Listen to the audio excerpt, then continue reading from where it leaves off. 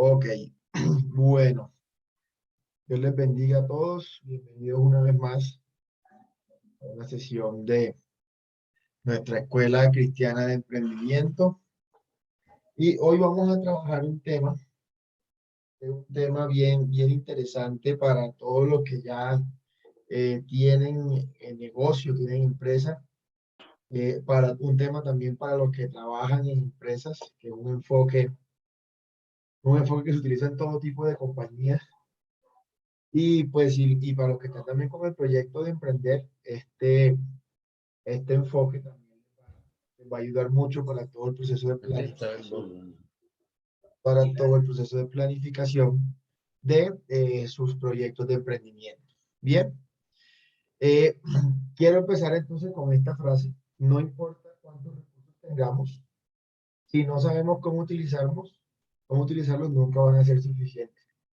Ahí vemos entonces a este hombre que tiene un montón de escaleras, tiene, digamos que, exceso de recursos, pero como no sabe, él no sabe cómo aprovechar esos recursos, entonces obviamente no está logrando su objetivo. Para que lo tengamos nosotros muy en cuenta este punto, ¿no? De saber administrar bien los recursos. Y precisamente pues del tema de administración de recursos vamos a hablar entonces hoy nuestra charla, que es gestión de riesgos. Gestión de riesgo. Esta es la charla que vamos a trabajar el día de hoy. La palabra riesgo es una palabra bien interesante, un concepto bien interesante, que nos habla de aquello que podemos considerar como potencial peligro, algo que de llegarse a materializar o a presentarse, pues pudiera traer consecuencias. Normalmente son consecuencias negativas cuando hablamos del punto de riesgo, ¿no? Obviamente, decir que en algún proceso no existen riesgos sería mentira. En todo proceso existen diferentes riesgos. Obviamente hay unos riesgos que son más probables y son con unas consecuencias más graves, como hay otros riesgos que son riesgos menores con unas consecuencias quizá de pronto menos catastróficas, ¿sí? Eh, pero todos los riesgos van a depender del lugar o del contexto en el que se esté desenvolviendo, se esté analizando la situación, ¿sí? Entonces, por ejemplo, hablemos de algo muy importante, por ejemplo, un ejemplo así de riesgo para ir entrando en materia. Si alguien vive cerca de un río, de una quebrada, de un riachuelo, tiene el riesgo de inundación mucho más latente que aquel que vive en una zona que no es una zona donde haya afluentes de agua cerca, ¿sí? Entonces, fíjense cómo el riesgo cambia según el contexto. Entonces, obviamente, la probabilidad de que ocurra o que se materialice o se presente ese riesgo va a ser mucho menor. Si hablamos, por ejemplo, un riesgo de accidente, si está lloviendo, hay un riesgo mayor de accidente en un vehículo, en moto, que si está en la temporada seca. Entonces, cosas como esas son las que uno tiene que pensar, analizar. Por eso, las empresas hoy en día andan con ese enfoque basado en riesgos. Es decir, que constantemente están analizando su entorno, su contexto, eh, donde ellos tienen influencia para de esa manera poder actuar y establecer acciones de contención y de protección a sus negocios. E incluso antes de iniciar una nueva actividad, antes de iniciar un nuevo negocio, lo que hacen estas empresas entonces es mirar a qué se van a enfrentar para estar atentos. Es un poco como eh, si yo quiero escalar una montaña, pues me preparo con la ropa adecuada, llevo los insumos adecuados, pero también pienso en qué cosas pudieran pasar allá. De pronto me puedo quedar sin agua, me puedo enfermar, puedo tener un accidente, una caída, entonces empiezo a llevar más insumos, más cosas y una mentalidad alerta para evitar que me caiga, para evitar que tenga un accidente, para evitar que entonces, eh, para evitar que me quede sin recursos. ¿Ya? Entonces hace parte de una muy buena planificación. Todo ese tema de los riesgos hace parte de una buena planificación. Y obviamente no es solamente el hecho de saber que existen los riesgos, sino que esos riesgos los debemos diagnosticar. O sea, cuando hablamos del diagnóstico estamos hablando de identificar el contexto en el que nos estamos moviendo, analizar si esos riesgos realmente tienen relación con nuestra actividad, identificarlos cada uno de ellos y ya diseñar todo el plan de gestión de esos riesgos. Entonces, la definición más sencilla o una definición un poco más técnica puede ser eventos o condiciones inciertas. Fíjense aquí, que estamos hablando, aquí ya entra otro concepto que es la incertidumbre, que si se llegaran a producir, o sea, si se llega a producir este evento, a materializar el evento que estoy pensando que pudiera suceder, va a tener puede ser un efecto positivo o un efecto negativo sobre al menos un objetivo de la organización. Este tiempo, hemos hablado mucho de tiempo de incertidumbre en cuanto a lo económico, en cuanto a lo social, precisamente por este tema, ¿no? No sabemos qué va a pasar mañana, no sabemos cómo se va a comportar el dólar, no sabemos cómo se va a comportar la política. Hay muchos factores que no sabemos cómo se van a comportar y que dependiendo de cómo se comporten van a traer efectos positivos o negativos sobre nuestras organizaciones. Cuando en la primera charla que yo tuve con ustedes hablamos de el análisis del contexto, hablábamos de los PESTEL. Esos PESTEL lo que hacían era analizar contextos políticos, económicos, sociales, técnicos, legales, ambientales, eh, para mirar entonces cómo mi organización iba a aprovechar esos contextos o cómo le afectaba y cómo se iba a blindar. Entonces, eso también tiene que ver un poco con la gestión de los riesgos. Bien, en cuanto a las fases de identificación, tenemos que nosotros entender que la gestión del riesgo es una actividad planificada. O sea, es algo que todos los días nos sentamos a analizar con detenimiento. No es algo que hacemos solamente basado en hipótesis.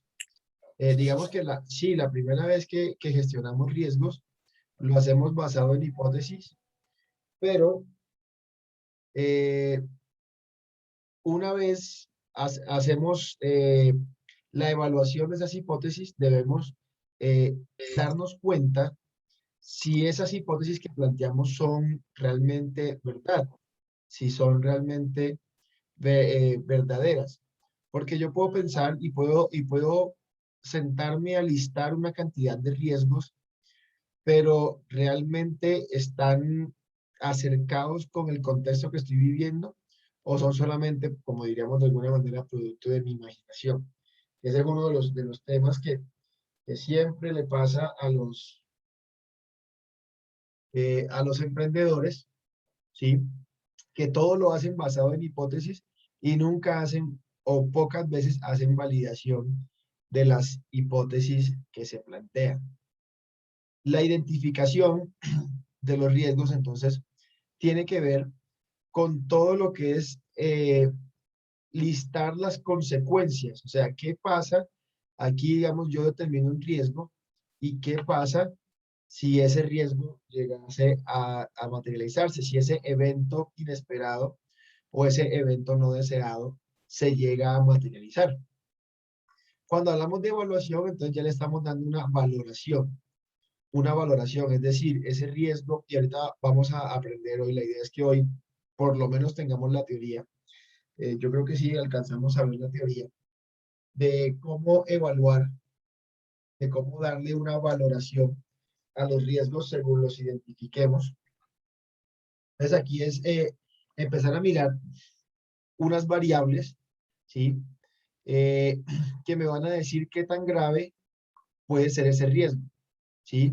Obviamente aquí listo los riesgos y digo qué consecuencias y por qué situaciones pudieran pasar. Acá lo que hago es que le doy un valor a ese riesgo. Obviamente, entre más alto sea el valor del riesgo, pues más altas deben ser las acciones por lo que me está diciendo es que de llegarse a materializar va a tener unas consecuencias bastante graves. El análisis tiene que ver entonces con la manera como yo tomo ese valor y establezco acciones para tener un nivel de riesgo futuro. Es decir, en la evaluación yo coloco el valor de riesgo actual, pero como yo implemento acciones, debo establecer un plan de acciones de corrección o acciones correctivas, acciones de mejora. Yo establezco mi plan de acción para mitigar el efecto de ese riesgo o minimizar el riesgo, o incluso se pudiera hablar o utilizar el concepto eliminar dicho riesgo.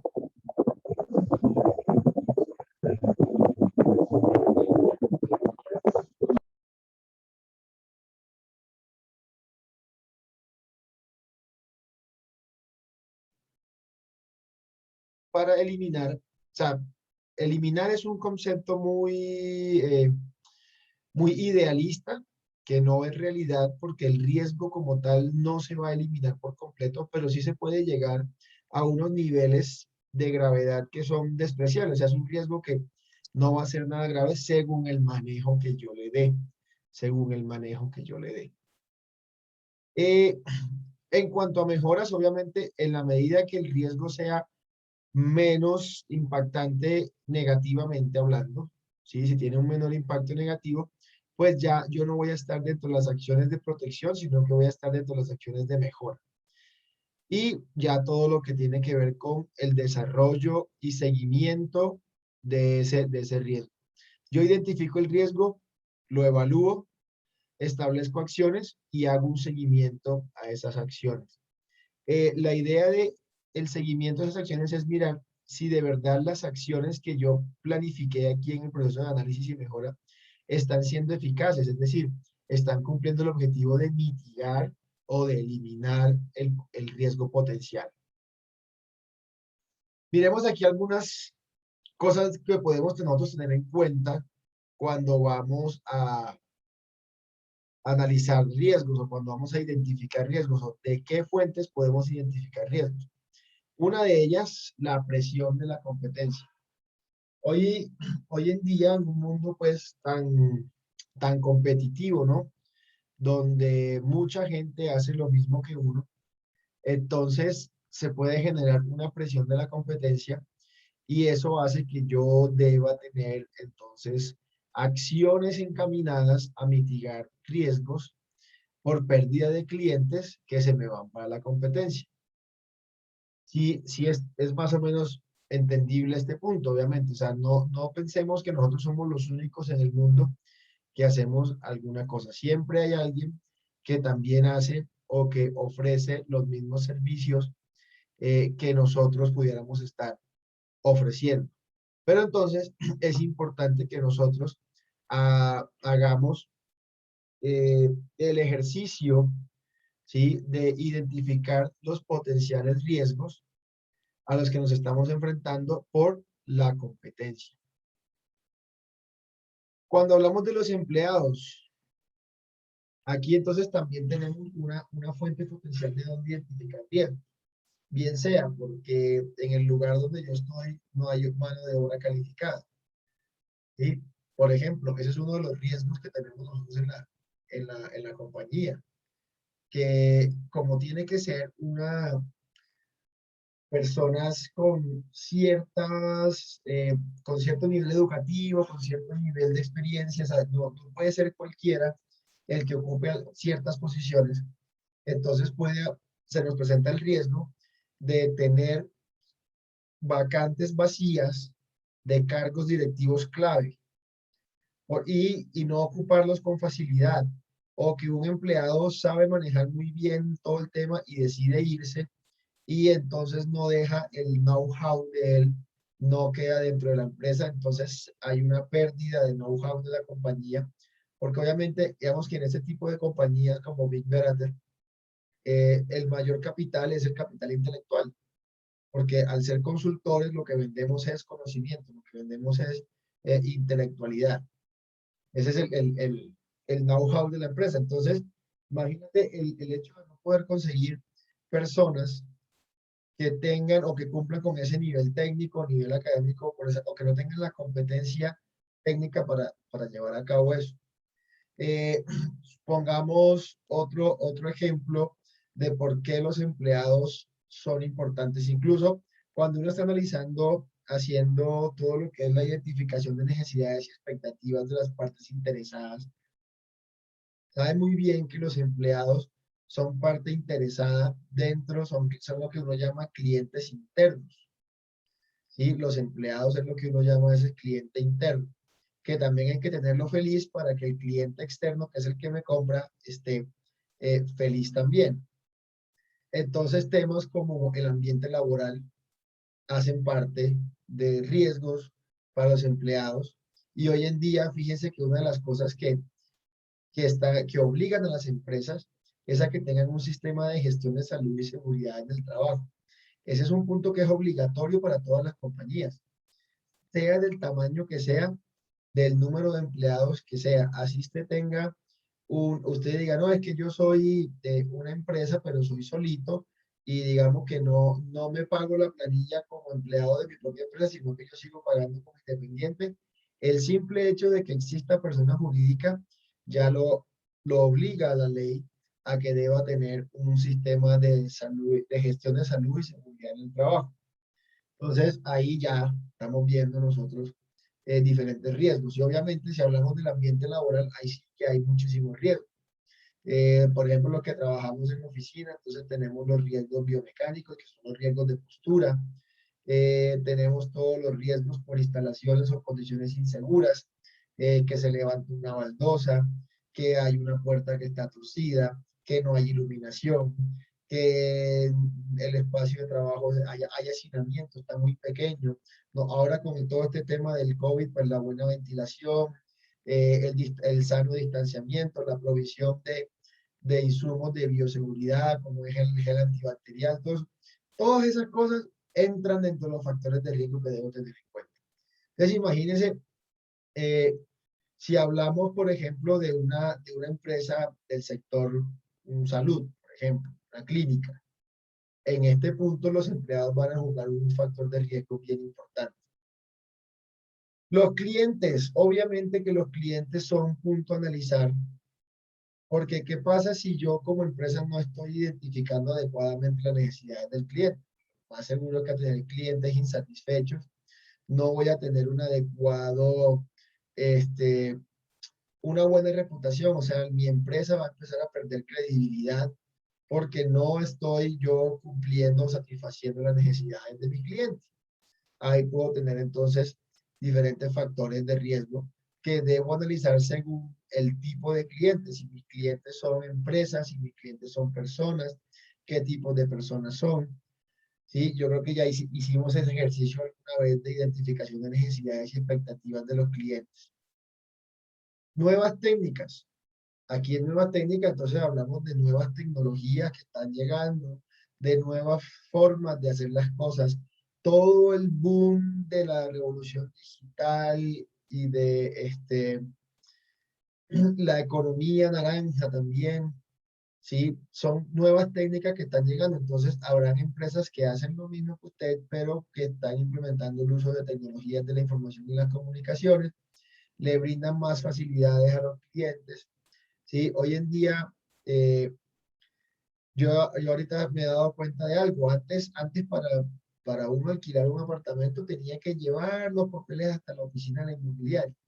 Ya hoy en día te dicen, no, te mando el link y ahí por la nota lo subes.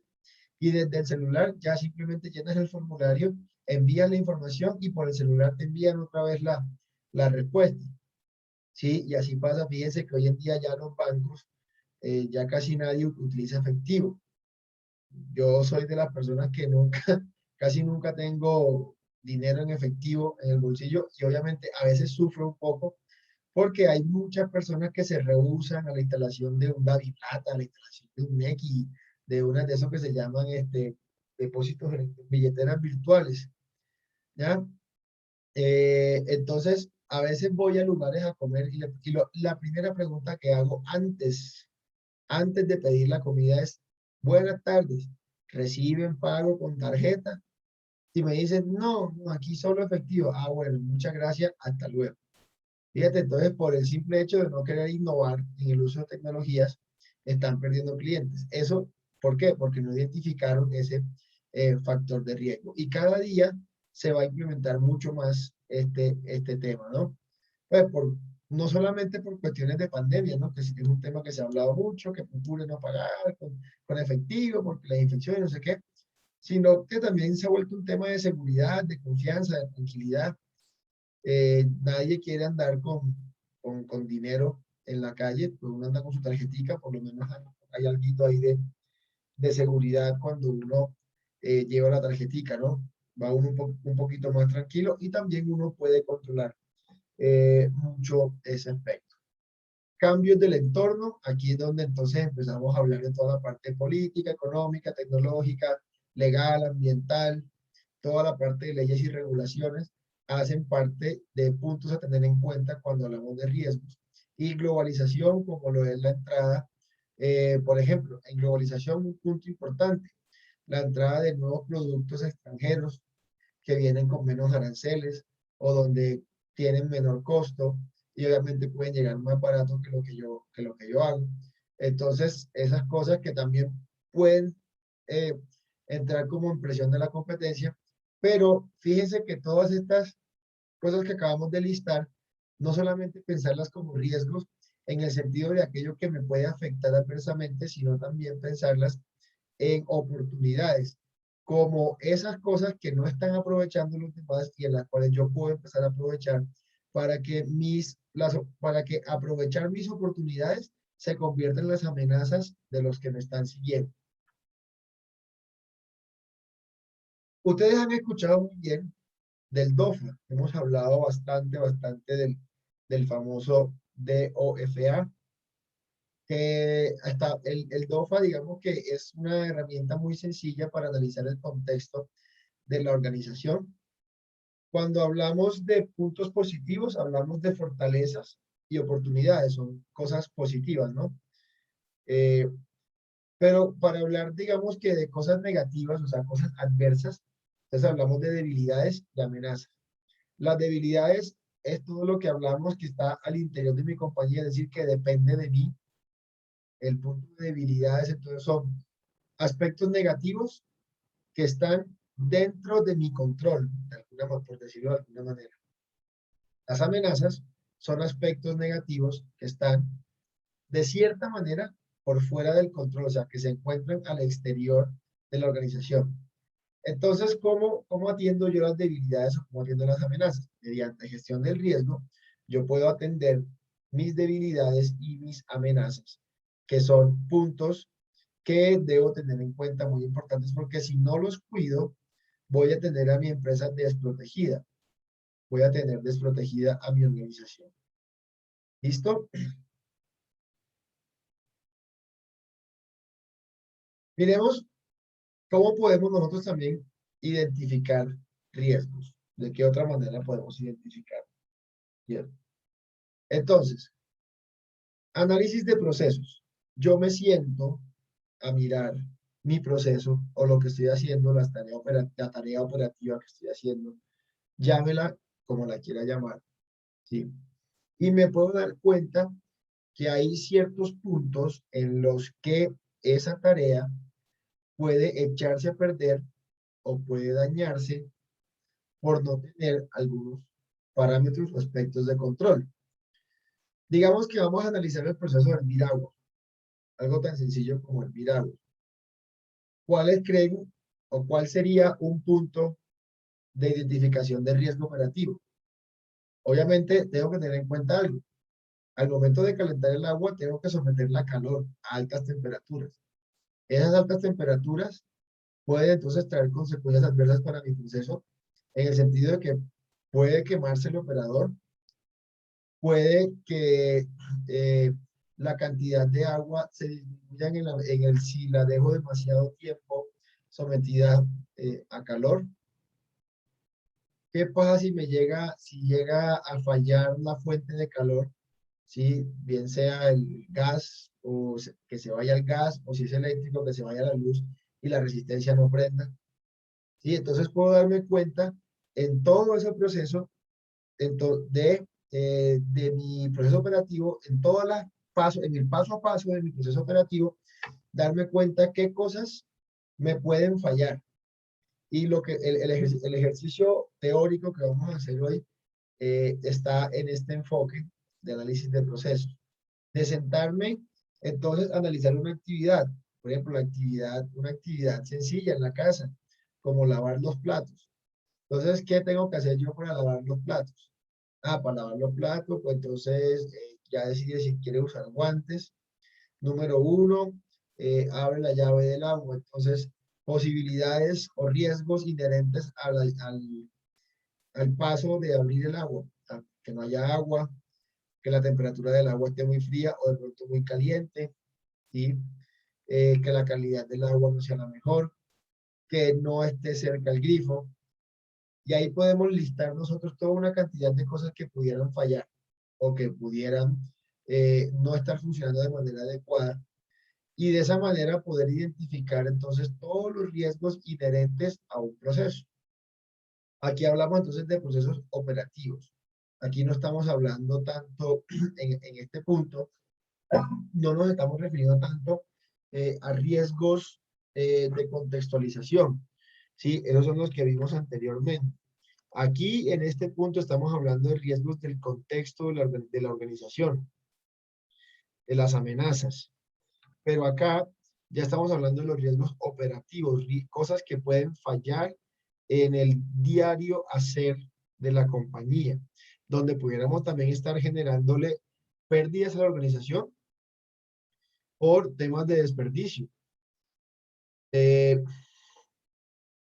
El brainstorming. Brainstorming es lo que conocemos como lluvia de ideas, ¿sí? Entonces, cuando yo tengo todo un equipo de trabajo, puedo sentarme con mi equipo, que es algo muy parecido al workshop, algo muy parecido. En el brainstorming lo que hago es que todos expongan sus ideas de cómo se sienten, ¿sí? O de cuáles consideran que son los diferentes factores de riesgo en cada una de las actividades que ellos desempeñan, en cada una de sus funciones. Otra vez vuelve el tema de listar qué cosas pueden fallar o dejar de funcionar cuando ellos están haciendo su trabajo. El método de entrevista o el sistema de entrevista lo que hace es buscar a un experto externo, ¿sí? Aquí no, el entrevistador no es alguien interno de la compañía para evitar precisamente un riesgo, que es el riesgo de conflicto de interés, porque puede que la gente no exprese con libertad sus preocupaciones, ¿ya? Porque obviamente al ser el jefe o al ser alguien de la misma empresa, puede sesgar la opinión de la persona. Entonces se busca a alguien externo, obviamente bajo unos lineamientos de confidencialidad, para que cada una de las personas pueda, mediante una serie de preguntas, eh, expresar, ¿sí? Expresar sus preocupaciones frente a los diferentes riesgos que puede estar viviendo, ¿no? O que pueden estar presentándose dentro de los procesos que ella administra. Los workshops entonces son reuniones de grupos de empleados para hablar específicamente sobre ciertos procesos, sobre ciertos temas, ¿sí? Aquí lo que buscamos con estos workshops o con el brainstorming es que muchas personas den su percepción y busquemos como una percepción equilibrada.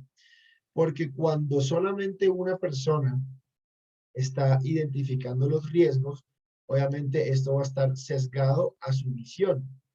Pero cuando ya incluimos un poco más de personas en la identificación de riesgos, vamos a tener diferentes visiones y podemos buscar consensos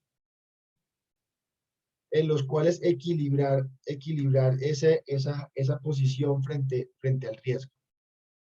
El benchmarking, que también ya vimos una charla sobre esto.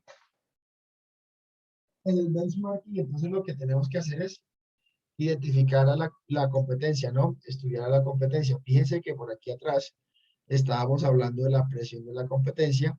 Esto también es benchmarking. Los cambios del entorno tienen mucho que ver con el benchmarking y es una herramienta muy utilizada para identificar riesgos, sobre todo aquí ya riesgos en este punto, en amenazas. Aquí nos movemos con benchmarking. Acá nos movemos con análisis de proceso, con brainstorming, con workshop, con cuestionarios, con entrevistas. Y aquí nos movemos con benchmarking. ¿Listo? Bien. Entonces, hasta ahí un poco de generalidades de cómo eh, gestionar los riesgos. No sé si hasta aquí los que están participando en la sala tengan alguna pregunta.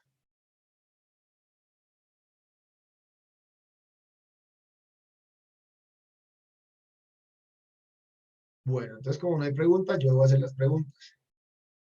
Por aquí está una amiga mía muy querida que nos acompaña y que es bienvenida a la administración de la escuela, Carolina Castro. Dios te bendiga.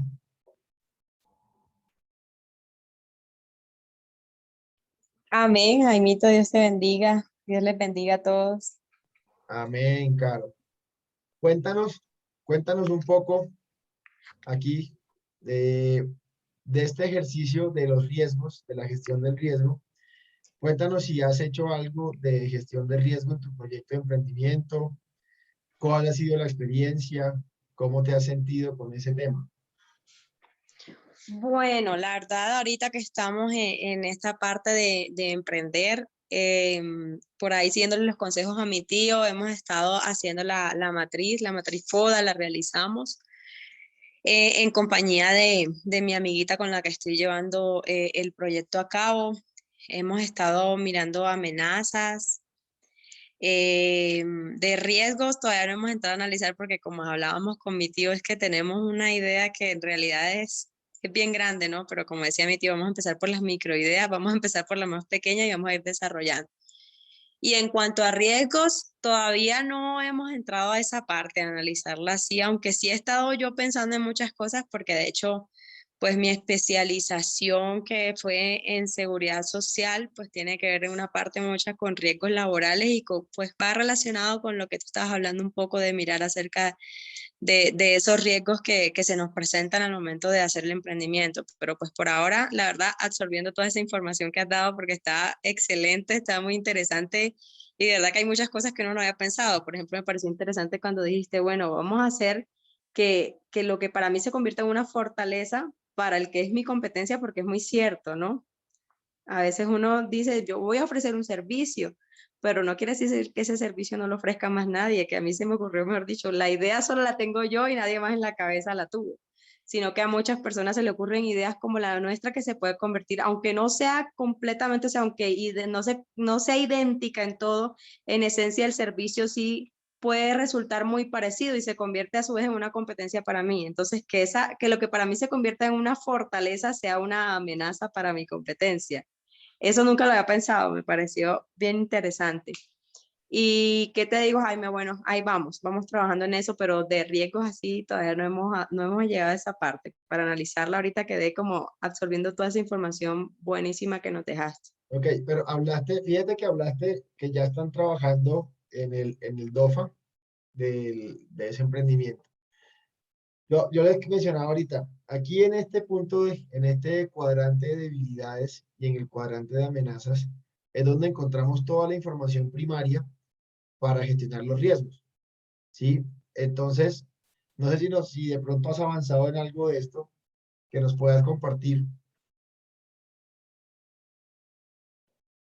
Bueno, déjame yo busco una agendita que tengo aquí donde he ido copiando todo para buscar un poquito a ver qué puede un poquito acerca de lo que nosotros tenemos planeado hacer.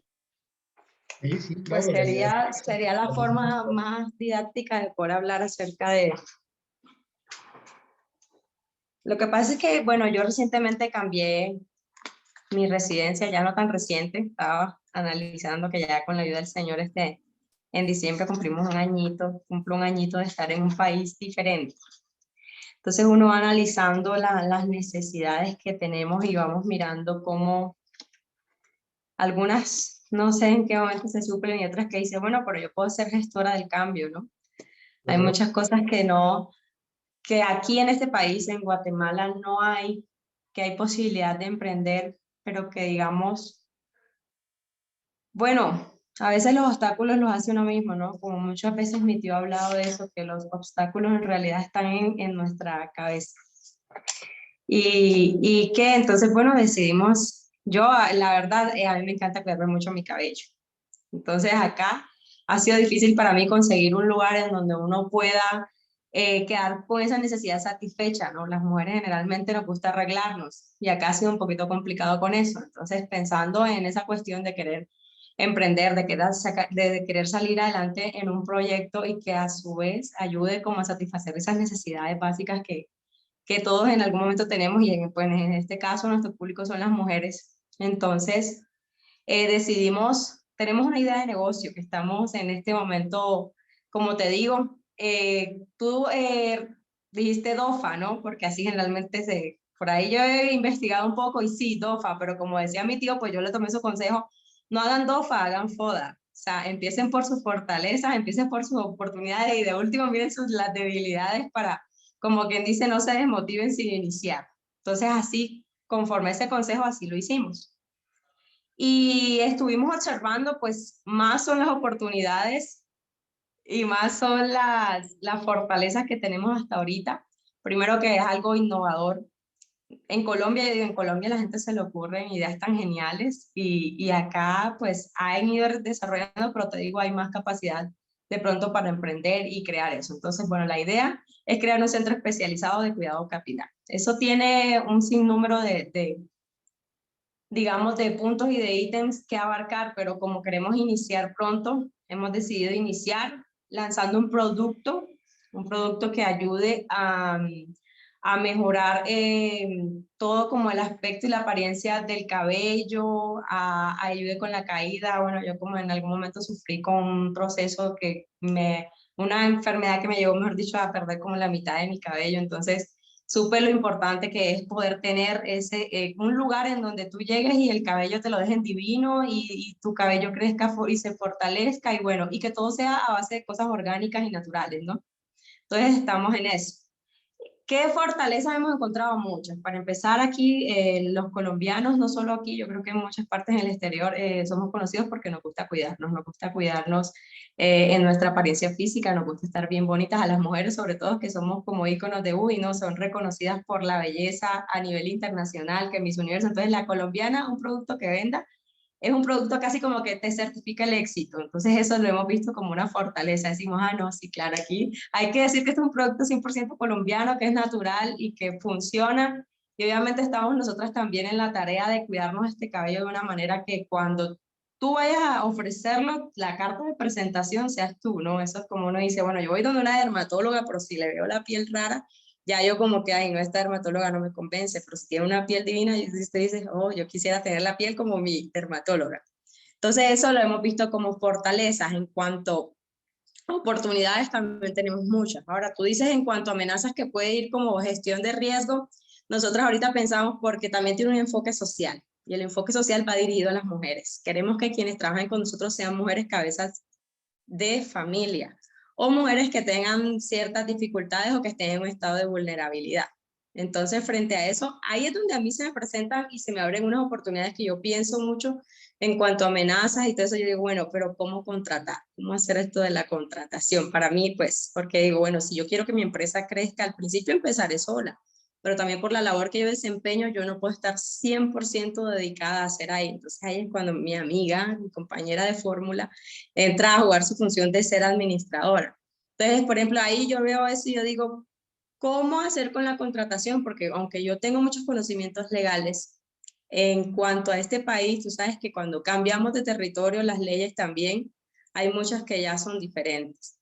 Entonces, digo, en esa parte de la normatividad, ¿cómo hacer con eso? Para mí, ahí es una donde yo miro y yo digo, bueno, aquí se me puede presentar un obstáculo, no insuperable, pero lo es en la forma de cómo contratar, en la forma, por ejemplo, también en cuanto al producto, estamos pensando cómo transportarlo, pero no solo eso, sino también mirar aquí las regulaciones, si hay un sello de INVIMA, cómo es todo ese proceso ahí, también ahí frente a eso a veces, aunque no quiere decir que desista, lo veo como algo que hay que manejarlo muy bien para que no se convierta, que puede frustrarme todo, ¿no? Porque si legalmente no me dejan distribuir el producto, ahí se acabó todo el proyecto. En cuanto a eso también, ¿qué más te puedo decir? A ver, de las amenazas que hemos visto.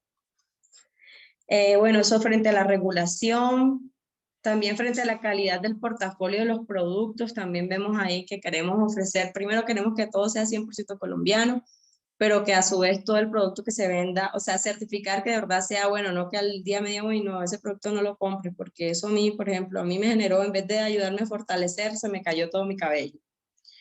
Y pues ahorita, no sé, Jaime, si eso va dentro de los riesgos o cómo, pero el producto que pensábamos vender, pues ya hicimos todos los contactos y todo en Colombia, nos dijeron, no, ahorita no estamos, mejor dicho, ni siquiera estamos distribuyéndole a nadie más, sino que a los que tenemos ahorita, que a los que le proveemos a esos, con esos quedamos porque nuestra planta a causa de la alta demanda, como quien dice, colapsó y estamos ahorita mirando cómo hacer para poder distribuirlo.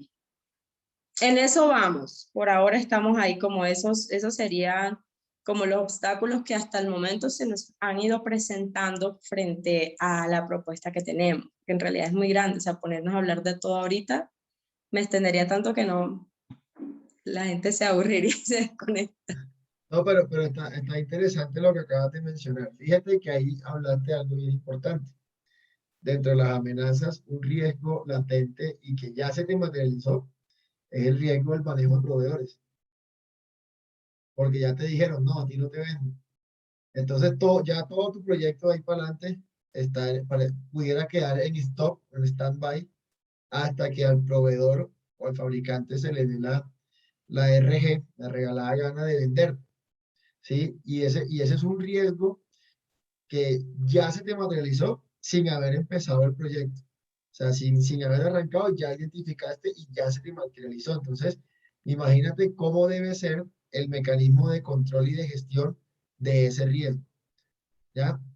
Porque, bueno, ahorita todavía no está rodando la empresa, pero pongamos el ejemplo eh, de que ya tienes tu producto, tienes pedidos, hay una muy buena demanda, una muy buena acogida del producto, y el proveedor por algún motivo cierra su fábrica y ya no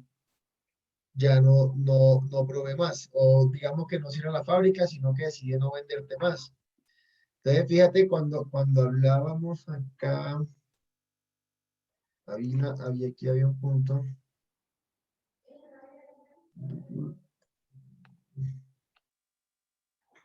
En este caso, digamos, tú no tienes directamente empleados, pero aquí puedes tener proveedores, ¿ok?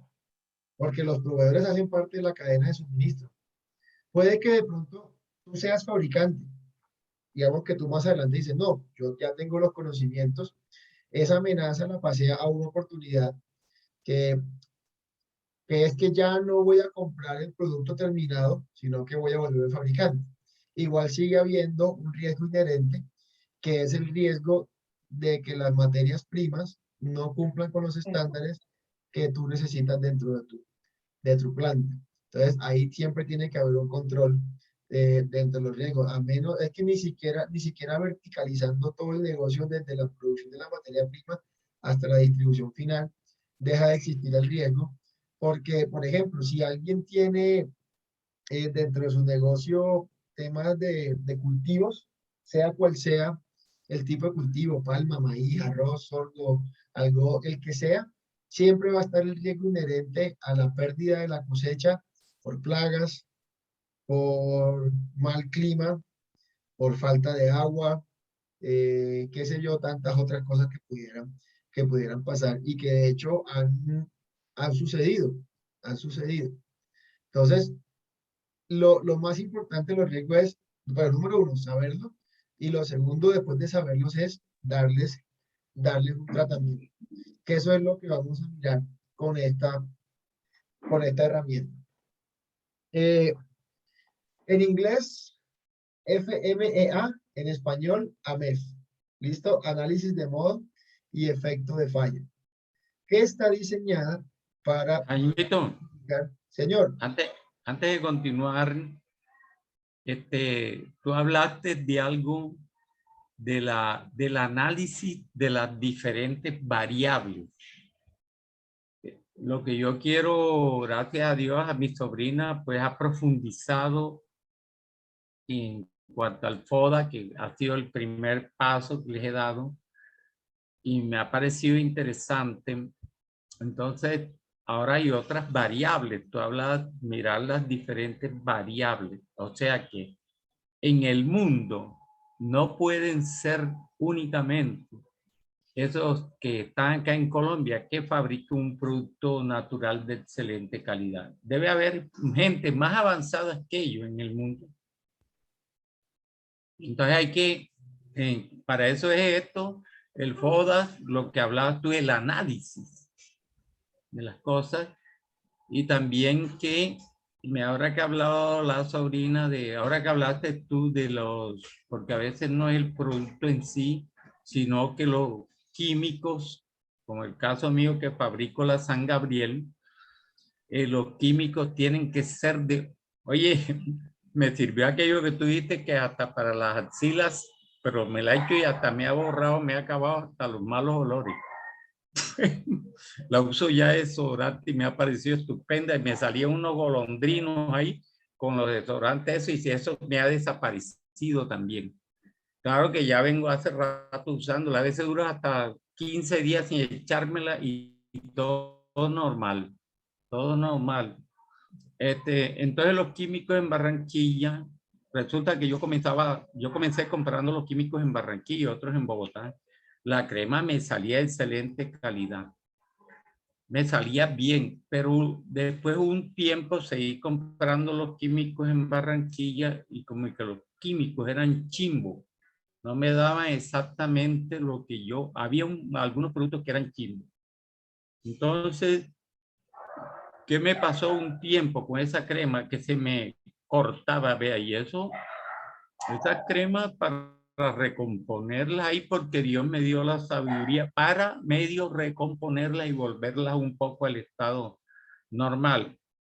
Ahora esta, de esas que te mandé a ti, compré los químicos en Bogotá y me di cuenta que eran los químicos los que me estaban dañando el proceso y yo no sabía qué eran. Confiado allá, me vendían unos químicos que no eran de óptima calidad. Quién sabe con qué eran chimbiados. Chimbiados, quién sabe qué le echarían, que eso, mejor dicho, pues, eso era acá un desastre cada vez que iba a hacer esa crema. Entonces, ya lo pensaba, en cambio, en esta oportunidad todo excelente. Bueno, eso era lo que quería decir ahora que tú estás hablando y las variables que la sobrina tiene que mirar, que recuerde que así como ella pensaba, que creía que su idea era genial, ya tiene que dejar de pensar que únicamente los mejores productos del mundo es allá donde le dijeron que no. No, hay mucha gente que hace productos hasta mejores que ellos, con más tecnología. Hay otros países que hacen unos productos mejores que ellos y con más tecnología. Entonces, bueno, pues te dejo, Jaime, para que continúes. Gracias, hermano Gabriel. Y esta herramienta del AMEF sirve mucho para todos los que trabajan con esto de fabricar cremas, para químicos. También los que hacen, por ejemplo, los que trabajan con comida, en panadería o restaurante. Este AMEF sirve mucho porque lo que nos dice es por cada paso, digamos, cuando uno va a hacer comida, pues uno normalmente sigue una receta o sigue unos pasos, ¿no? Hay una lista de cosas que hacer: picar la cebolla, picar el tomate, calentar el agua, poner a hervir el aceite, poner a hervir el agua, calentar el aceite, echarle tanta agua a la masa, echarle tanto de harina, así va uno y uno dice en qué momento entra cada cosa. Y este AMEF obviamente nos sirve mucho para identificar potenciales riesgos que pueden materializarse durante el momento que se lleva a cabo esa receta. Eso sirve entonces para San Gabriel, sirve bastante este AMEF. Jaime, también con referencia al DOFA lo cambié porque descubrí algo que la gente sin saber ni siquiera qué es FODA o DOFA, comienzan, siempre que yo voy a tratar con alguien de los que hemos sacado adelante aquí en este proceso, que hay mucha gente que ya viene adelante y les está yendo muy bien, me daba cuenta que todo el mundo, sin saber qué era DOFA, nada, ni FODA, comenzaba era por las debilidades. Cuando un emprendedor comienza por las debilidades, no hace el proceso siquiera, no llega ni siquiera a oportunidades y mucho menos no mira la fortaleza. Porque la gente que no emprende es porque comienzan a mirar todas las debilidades y eso tenemos que irlo recalcando ahí, que comiencen primero viendo todas las fortalezas que tienen. Todas las fortalezas que tienen. Exacto, porque me di cuenta que eso me funcionó. Apenas yo llevé a la gente a que buscaran todas sus fortalezas y con todo lo que contaban, les fue más fácil el proceso de iniciar, porque lo difícil es iniciar. Y mi sobrina, muy bien, la felicito porque va por el buen camino, porque primero están pensando y segundo, ella está en el proceso. A mí sí me ha gustado eso porque ella sí está siguiendo lo que yo quiero que siga, haciendo el proceso. Entonces ella está buscando la manera. Entonces de ahí estoy seguro que como buscó toda esa fortaleza, arranca porque arranca. En el nombre de Jesús van a arrancar. Dios te bendiga, Jaimito. Nos pusiste a hablar y ahora ¿quién nos para? Amén, hermano Gabriel. Sí, no importa, no importa si tenemos que parar, pero hay cosas bien importantes que rescatar y usted acaba de mencionar algo de cómo le funcionó mejor a la gente la mentalidad cuando dejaron de empezar por las debilidades y empezaron a arrancar por las fortalezas. Eso es lo que en coaching se llama programación neurolingüística. Cuando programamos nuestro cerebro, primero para lo bueno, le abrimos más conexiones neuronales y las ideas fluyen más. Yo no sé si a ustedes les ha pasado en una conversación que cuando ustedes llegan de una vez a alguien a contarle así de una vez la parte mala, ya cuando le quieren contar la parte buena no sabe igual, ya como que no le entra. Sí, lo mismo pasa en los debates. Cuando uno quiere, digamos, decirle a alguien algo que está haciendo algo malo, y en la Biblia está, cuando ustedes lean las cartas a las 7 iglesias, el mensaje a las 7 iglesias de Apocalipsis, se van a dar cuenta que el Señor primero los coge y les habla bonito para que después el tanganazo le entre más suave. Sí. Y eso funciona muy bien cuando uno está mentoreando este tipo de proyectos. ¿Sí? Hacerle primero ver a las personas Otra cosa que he aprendido esta noche, Jaime, es que yo no sabía, digamos que, o sea, no sabía que eso estaba dentro de una disciplina que se llama gestión del riesgo. Eso que te acabé de decir, que me di cuenta, fue porque me senté como a analizar que si yo comenzaba con esas debilidades y me di cuenta que la persona lo comenzaba era con la persona cuando va a emprender, lo primero que sacan son las debilidades. Entonces me puse a observar eso, o sea, yo me detuve a mirar cómo mejorar ese proceso, que era lo que tú decías. Pero yo no sabía que eso estaba dentro de esta variable que se llama gestión de riesgo. Yo sí sé que hay que analizar un proceso, pero ahora entiendo por qué hay que analizarlo cada día más para disminuir los riesgos. Dios te bendiga. Amén. Bueno, entonces ya entrando en materia de qué es AMEF. AMEF es una metodología que empezó realmente en la industria aeroespacial. Ustedes muy bien que en la industria aeroespacial nada puede fallar. Imagínense que esté allá volando un avión y allá a 35.000 pies de altura, entonces, ay, le falló algo, eso es una emergencia bastante grave, son temas bien delicados. Entonces, AMEF entonces lo que busca es una forma de identificar problemas o potenciales fallas, ¿sí? Que son los riesgos, y todos los efectos que puede producir, o sea, las consecuencias que trae en el sistema o en el proceso, para entonces darle prioridad a aquellos y poder concentrar las acciones de prevención. Es decir, a los que tienen una consecuencia mucho más grave, pues les voy a prestar mucho más atención que a los que tienen consecuencias, digamos, poco menos catastróficas, ¿no? Bien, aquí un poquito más de historia. Los AMEF evolucionaron a los ACMEF, que son análisis críticos del modo y efecto de falla. Estos fueron creados a base y error. Son cosas que nacieron a ensayo y error, perdón. A base de ensayo y error desde los tiempos de los años 40, Segunda Guerra Mundial, cuando empezaron a analizarse bien cómo estaban llevando las estrategias, las industrias militares, en las guerras navales y en las guerras aeronáuticas. Y después cuando nos vino la Guerra Fría con esa competencia entre Estados Unidos ¿cómo es? Y Rusia, a ver quién llegaba primero a la luna.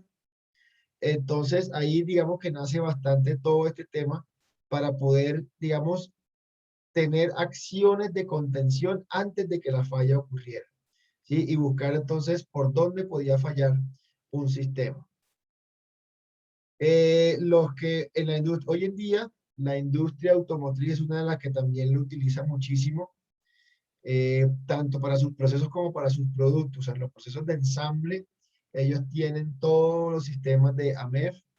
Y si hablamos de una industria como lo es la General Motors y Ford y Chrysler, que son empresas americanas, ellos fueron los que, digamos, documentaron ya este tema, pero esto realmente nació en la industria militar.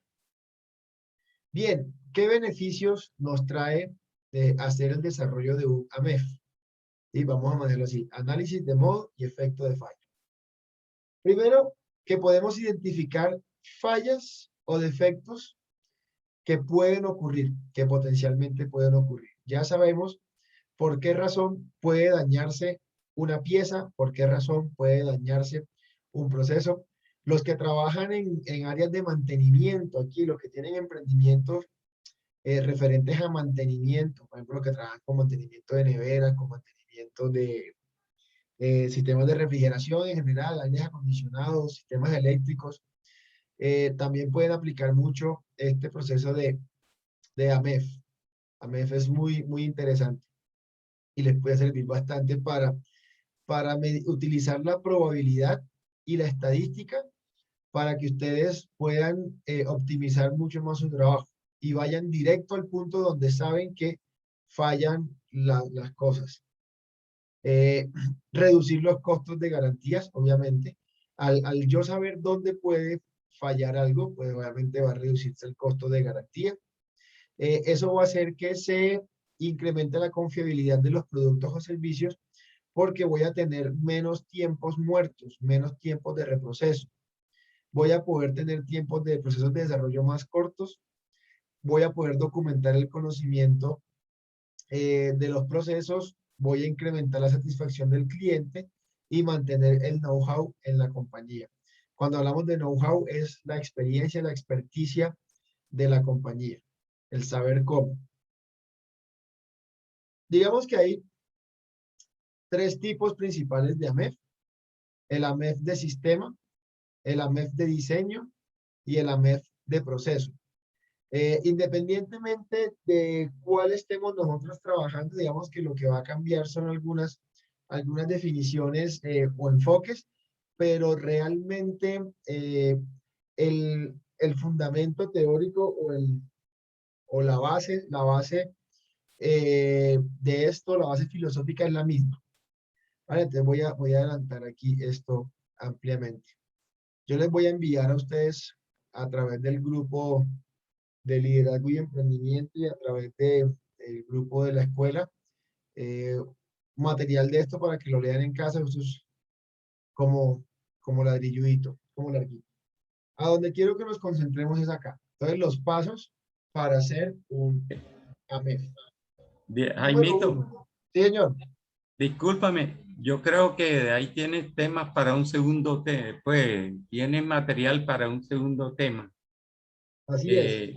¿Por qué no lo paras y ahora y después para que no nos quede eso ahí a la carrera, que me parece más interesante que lo escribas con más calma?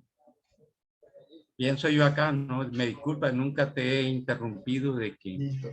hasta No, pues aquí. miramos esta parte teórica con más calma y cerramos aquí. Vamos a cerrar con esto y esta.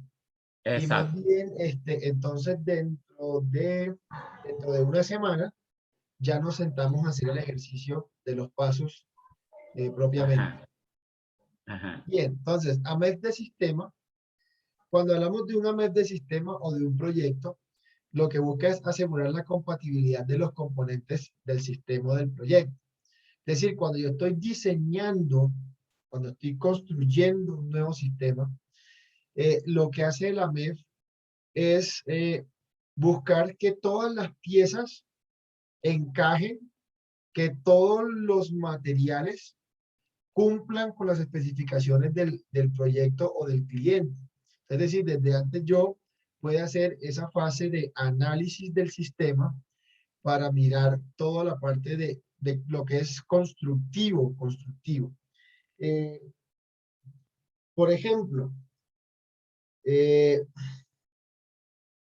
hablando de alguien así, algo sencillo, eh, los hermanos que tienen taller, los que hacen mantenimiento de motos o de carros, saben muy bien que para cada tipo de vehículo pues hay unos repuestos. O sea, el filtro de aceite de una moto Yamaha no es igual o no es compatible con el filtro de aceite de una moto, otra marca, Auteco, ¿sí?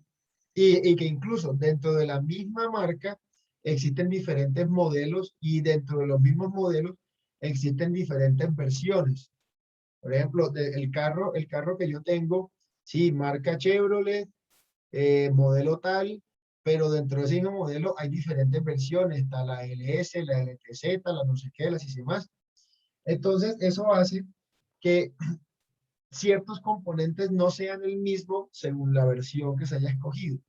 Entonces, el AMED de sistema lo que hace es previamente identificar todas esas características del componente para que yo no tenga el problema que después voy y adquiero un repuesto que no tiene nada que ver con lo que voy a realizar o con el proyecto que realizar. Si hablamos nosotros, por ejemplo, de las hermanas que trabajan en confección, obviamente ustedes llegan, le toman la medida a la persona, tal, más o menos calculan, más o menos hacen el cálculo de cuántos metros de tela necesitarían para elaborar esa prenda. Pero entonces cuando hablamos de la compatibilidad de componentes es mirar que todas las partes de la tela sean del mismo material, que cuando vaya a hacer los cortes no quede, digamos, corrido, por ejemplo, telas así como esta que son de cuadritos o que son de rayitas, que cuando va a hacer el ensamble, pues la idea es que la rayita quede con la rayita y no quede eso corrido. Todos esos puntos a tener en cuenta hacen parte de los modos de falla. ¿Sí? El tema de que las agujas sean las adecuadas para ese tipo de tela, el hilo, los botones, cada uno de los componentes, cada uno de los componentes con los cuales yo voy a utilizar para construir ese vestido, esa camisa o ese pantalón, deben ser compatibles. Eso es lo que busca el AMEF de sistema. El AMEF de diseño, digamos que es muy parecido, lo que hace es reducir los riesgos por errores en el diseño de un producto. Cuando hablamos aquí en el diseño de producto, estamos hablando también de materiales, también estamos hablando de los tamaños. Aquí tiene que ver mucho con el dimensionamiento de los productos. Entonces, tallajes, por ejemplo, la hermana que trabaja con confección, vuelvo al mismo ejemplo, todo el tema de tallajes puede regenerarle un error por diseño, que una manga le quede más larga que la otra, que el cuello le quede más grande y los puños no le coincidan. Cosas como esas también hacen parte de el AMEF de diseño. Y en el AMEF de proceso es revisar cada uno de los procesos para encontrar posibles fuentes de error del proceso como tal o del servicio. Aquí ya tiene que ver con todo lo que es temas de ensamble. Aquí en AMEF de proceso entran todos los que trabajan en el área de mantenimiento, entran todos los que trabajan en el área también de proyectos, también puede ser, ¿sí? Aquí también temas de proyectos, pero proyectos más pequeños, que son proyectos considerados como servicios, ¿ok? Para tenerlos en cuenta. Por ejemplo, un servicio de mantenimiento, servicio de los que trabajan en construcción, por ejemplo, aquí también el servicio de albañilería, cosas como esa. Otro tipo de servicios también puede ser el servicio de asesorías, ¿ya? Y aquí dentro de este AMEF de proceso también entran todo lo que tiene que ver con comercialización de productos. Yo sé que hay muchos de ustedes que tienen emprendimientos que es tener tiendas o tener almacenes aquí en el AMEF de proceso, porque dentro del almacén o que ustedes vendan cosas, o sea, todo lo que sucede desde que el cliente entra hasta que el cliente sale, habiendo comprado el, el producto que ustedes vendían, es un proceso, es lo que se llama todo el proceso de venta. ¿Sí? Y si hablamos después, lo que se llaman los procesos de postventa o los servicios postventa, que también son muy importantes para tener una buena retroalimentación de los clientes. Entonces, el diseño de producto, la MEF de diseño de producto, entonces lo utilizamos para analizar los componentes de diseños enfocados hacia la falla en cuanto a funcionalidad de un componente. El AMEF de planeación de proyecto de definición, entonces lo que asegura es compatibilidad de los componentes del sistema. Y el de diseño y proceso y desarrollo, el SAMEF, que utiliza para analizar los procesos de instalación, fabricación y ensamble, ya digamos en lo que tiene que ver con un proceso en una fábrica, ¿no?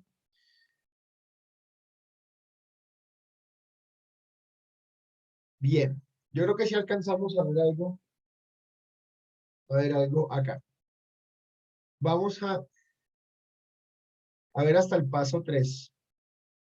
Vamos a ver hasta el paso 3, que son los 3 pasos fundamentales con los cuales nos debe quedar bien hecho nuestro AMEF.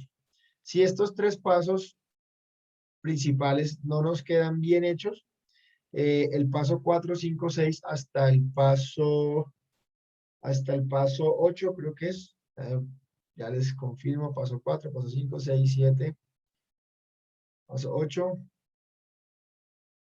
sí, paso 8, son 8 pasos. No nos van a quedar bien hechos porque ya el paso 4, 5 y 6 son unos pasos ya de numeración, ¿sí? Son pasos donde yo establezco unos números y luego una multiplicación de esos números y eso me da otro número más grande y según ese número yo ya determino el nivel del riesgo. ¿Sí? Entonces, si es un riesgo grave, si es un riesgo medio, si es un riesgo bajo, ¿listo? Aquí entonces, paso número 1. Como dentro de una empresa yo puedo tener diversos procesos, por muy pequeña que sea la empresa, la empresa más pequeña del mundo, al menos tiene 3 niveles de procesos. Tiene niveles de procesos de nivel estratégico, un proceso de nivel operativo y el proceso tiene 4, perdón. El proceso estratégico, el proceso operativo o misional, el proceso de apoyo y los procesos comerciales, ¿sí? Entonces yo debo por lo menos tener identificados esos cuatro procesos dentro de mi empresa, por muy pequeña que sea. Y para cada proceso debo listar los pasos. Entonces, para el proceso miremos algo tan sencillo como el proceso de elaboración de la San Gabriel, que no es nada sencillo, pero por decir algo sencillo. Y entonces, dentro del proceso de elaboración de la San Gabriel, el hermano Gabriel va a agarrar entonces su receta. Entonces la receta dice que primero tome una olla metálica y póngale 1 litro de agua y disuelva en esta olla y luego después de ese litro de agua va a disolver, qué sé yo, 100 gramos de bicarbonato. Yo estoy aquí hablando cosas que no son porque estamos respetando confidencialidad de la receta de San Gabriel. Entonces vamos a hacer un agua de bicarbonato. Entonces, elementos que tenemos: la olla, el agua y los 100 gramos de bicarbonatos. Entonces, yo listo cada paso, cada pasito lo voy escribiendo en una lista. ¿Verdad? Y luego, para cada uno de esos pasos, digo de qué forma pudiera fallar. Entonces, tome una olla. Pero esa olla puede estar rota, puede estar fracturada. Puede ser una olla que no le quepa 1 litro de agua. Puede ser una olla que no sea metálica. ¿Sí? Entonces, todas esas fallas pueden pasarme en mi proceso. Sí, me pueden pasar. ¿Listo? Luego, vierta en ella 1 litro de agua. Listo. El agua puede estar sucia, puede estar turbia, puede ser no potable. Ese agua puede que la cantidad no sea, haya mayor cantidad o haya menor cantidad. ¿Listo? Y disuelva 100 gramos de bicarbonato de sodio. Entonces, que no haya la cantidad suficiente de bicarbonato, que el bicarbonato esté con una fecha de vencimiento o una fecha ya caducada, que ese bicarbonato, digamos, ¿qué otra cosa puede fallar ahí? Que no haya un elemento con el cual medir los 100 gramos de bicarbonato, que no haya un elemento con el cual tomar el bicarbonato de la fuente, sí, del tarro donde lo tengo almacenado. Todo eso puede pasar. ¿De qué forma podría fallar esa actividad, esa parte? Entonces, ojo, repito estos 2 pasos. Si estos 2 quedan bien hechos, el AMED potencialmente nos puede quedar bien hecho. Número 1, elegir nuestro producto o nuestro proceso a analizar. Entonces ya dijimos que el producto iba a ser la San Gabriel. Y vamos a listar el paso a paso, uno por uno, todos los pasos, lo más desmenuzado que podamos. ¿Sí? Lo mismo le sirve, por ejemplo, a las hermanas que trabajan, o los hermanos y hermanas que trabajan en modistería. Aunque hagan camisas, pantalones, chaquetas, bueno, las chaquetas en la costa no se hacen, pero aquí en Bogotá, chaquetas, medias, camisetas, qué sé yo, lo que ustedes fabriquen allá, pueden coger entonces fabricación de camisas, independientemente de la talla, del color, del 100 manga largo, bueno, 100 manga largo, manga corta cambia bastante, pero independientemente de la talla, el color o el diseño, hay unos pasos estandarizados para hacer una camisa, ¿sí? Entonces van a listar paso por paso, lo más desmenuzado que se pueda, cómo se hace esa camisa. Listo, entonces, por ejemplo, llega el punto de dice cortar la tela. ¿Y qué pasa si la tijera no está, si la tijera está dañada, si la tijera está sin filo? Todas esas cosas se pueden tener en cuenta. ¿Qué pasa si la tela no es suficiente? ¿Qué pasa si la calidad de la tela no es la correcta? ¿Qué pasa si la cantidad de hilos y las agujas, si la máquina no está engrasada? Bueno, ahí pueden ustedes encontrar diferentes cosas por las que puede fallar. Y el tercer paso, entonces, es cuáles serían las consecuencias que tiene para mi proceso o para mi producto, que tiene para mi proceso o para mi producto el que me pase eso. Por ejemplo, entonces, si la tijera no está afilada, ¿qué puede pasar? Puedo dañar la tela, ¿cierto? Y obviamente eso significaría reproceso, porque ya entonces la cantidad de tela, voy a gastar una cantidad de tela mayor a la que inicialmente planifiqué, y el cliente no la va a pagar. O sea, yo no le voy a cargar ese costo al cliente, porque, ay, que mire que se me dañó la tela porque tenía las tijeras sin filo. Entonces, inmediatamente el cliente decía, a mí no me interesa si usted afila o no afila las tijeras. Yo lo contraté para que me hiciera una camisa, y a mí me entrega mi camisa, y ya. ¿Listo? Cosas como esa. ¿Qué pasa si la San Gabriel no están todos los ingredientes para hacer la San Gabriel?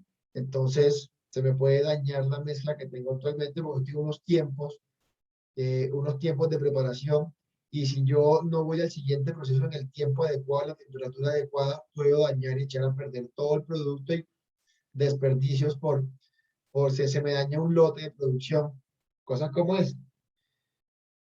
Entonces ahí vamos a listar las consecuencias, o sea, los efectos de cada potencial modo de falla. Es decir, para cada cosa que yo dije de cómo podía fallar, voy a decir cuál es la consecuencia de que falle. El hecho de que tenga fugas, el hecho de que esté mal dimensionado, agrietado, deformado, sea el equivocado, fracturado, esté flojo, esté roto, mala comunicación, ¿sí? Entonces me puede traer como ejemplo deterioro prematuro, ruidos donde, digamos, en el caso del mantenimiento de una, no, la máquina de coser no tenía mantenimiento, no estaba engrasada. Ah, ok. ¿Qué trae como consecuencia eso? Que voy a tener un deterioro prematuro de la máquina de coser, va a generar ruidos, vibraciones, ¿sí? Cosas como esa, para que lo tengan en cuenta y lo listen allí. Entonces vamos a dejarlo hasta aquí. Y la idea entonces es que dentro de una semana, cuando nos veamos nuevamente, revisemos, la próxima semana ya es noviembre, es creo que 3 de noviembre, la próxima semana. Entonces ya entraríamos a mirar cómo empezamos a darle una clasificación. La primera es la clasificación de severidad, la segunda clasificación es la clasificación de ocurrencia o de probabilidad de ocurrencia, y la tercera valoración es la capacidad de detección. Y luego lo que vamos a encontrar nosotros es esto. ¿A dónde queremos llegar? A esto, al NPR, número prioritario de riesgo. Entre más alto sea el NPR, aquí entre 500 y 1000, vamos a tener un alto riesgo de falla. Obviamente 0 sería que no existe riesgo de falla. Ese es el mundo ideal, pero allá no vive nadie, ¿sí? Entonces tendríamos riesgo de falla bajo, riesgo de falla medio, riesgo de falla alto, ¿sí? O riesgo bajo, riesgo medio, riesgo alto. ¿Listo? Entonces, hacia allá vamos a llegar para que nosotros miremos en nuestra organización cómo estamos teniendo en cuenta todos los riesgos. Y después de esto veremos cómo vamos nosotros entonces a establecer las líneas de defensa según el nivel de riesgo. Obviamente, entre más alto sea el riesgo, tenemos que aplicar 1 o 2 o 3 líneas de defensa y luego hacer seguimientos. Luego hacer los seguimientos, y aquí yo voy a mostrarle algunos ejemplos rápidamente. Aquí tenemos un ejemplo de un bombillo de 100 vatios. Todos conocemos un bombillo de 100. ¿Sí? ¿Qué función hace? Transformar la energía eléctrica en energía lumínica para iluminar el área. Puede fallar porque esté quemado y obviamente pues no vamos a tener ningún tipo de iluminación. ¿Qué pasa si está quemado el bombillo? Pues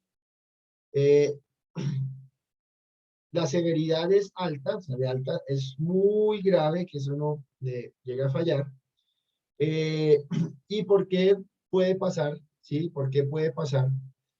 Ese tema es porque el bombillo es de mala calidad, o la iluminación es insuficiente, el bombillo de menor potencia, bueno, porque el bombillo no cumple con las especificaciones del fabricante. Ahí tenemos un ejemplo de cómo podemos nosotros empezar a hacer un AMET de manera sencilla. Aquí entonces está severidad, ocurrencia, detección, el NPR, que es multiplicar 10 por 5, 50 por 10, 500. 8 por 5, 40 por 2, 80. 8 por 8, 64 por 4, 256. Entonces, esto nos da de multiplicar la severidad por la ocurrencia por la detección, así como se calcula rápido el NPR. Y entonces aquí voy a hacer las acciones recomendadas. Por ejemplo, en este caso, nos dice que para que nunca nos falle un bombillo de 100 vatios, que es bien importante, busquemos un bombillo con un proveedor certificado, un bombillo de marca. Suena a veces medio obvio, pero hay situaciones en las que esto no es tan obvio. Entonces, hasta aquí la charla del día de hoy. Hasta este punto número 3. Y entonces ya Dentro de 8 días empezaremos a llenar bien nuestra tablita. ¿Estamos claros hasta aquí?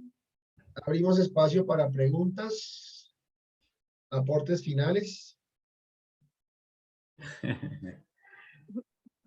Dios le bendiga, hermanos.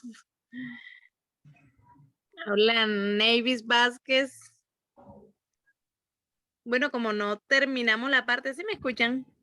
Sí, le escuchamos perfectamente.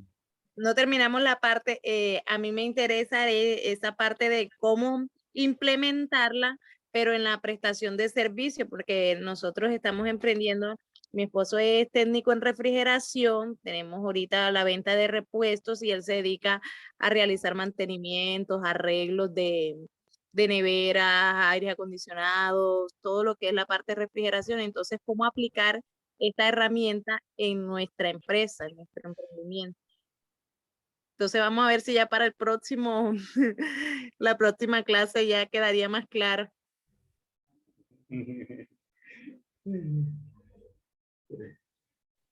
Claro, claro que sí, hermana. Y usted hablaba del tema, creo que se hace mantenimiento de sistemas de refrigeración, neveras y enfriadores y eso.